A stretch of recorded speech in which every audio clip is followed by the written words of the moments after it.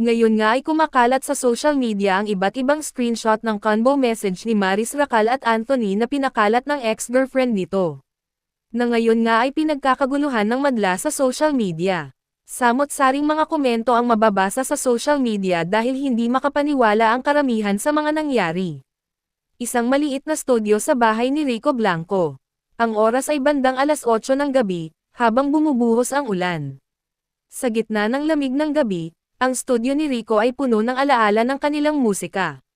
Naroon si Maris, tahimik na nakaupo sa tabi ng piano habang si Rico naman ay abala sa pag-aayos ng isang kanta.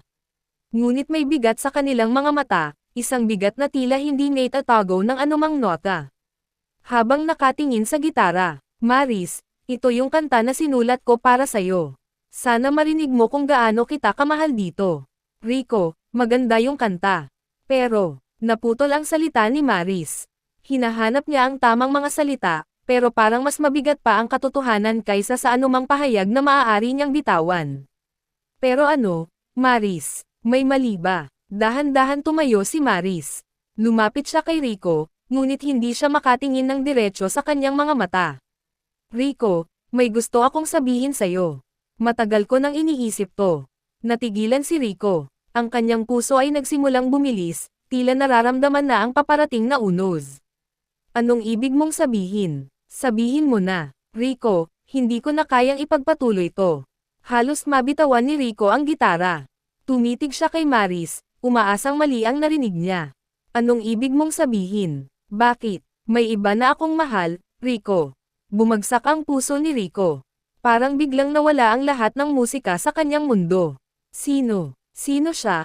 Maris. Si Anthony. Sa pagbanggit ng pangalang iyon, parang sinaksak si Rico. Hindi niya akalain na ang taong ito, na dating kaibigan pa niya, ang magiging dahilan ng pagtatapos ng kanilang kwento. Anthony, yung Anthony na kaibigan ko. Paano mo nagawa to, Maris? Hindi ko rin sinasadya, Rico. Pero ang puso ko, hindi ko na makontrol. Tahimik si Rico. Nagsimula siyang maglakad palayo, hawak-hawak ang gitara na parang ito na lang ang natitirang bahagi ng kanyang pagkatao. Kung ganun, wala na akong magagawa. Pero tandaan mo, Maris, minahal kita ng buong buo. Maris, umiiyak. Rico, patawarin mo ako. Sa puntong iyon, bumuhos ang ulan ng mas malakas. Umalis si Maris sa studio, iniwang mag-isa si Rico. Sa likod ng kanyang isip, umaasa siyang darating ang araw na maibabalik niya ang musika sa kanyang buhay. Ngunit si Rico, habang nakaupo sa tabi ng piano, ay nagpasya. Hinawakan niya ang gitara at nagsimulang tumugtog.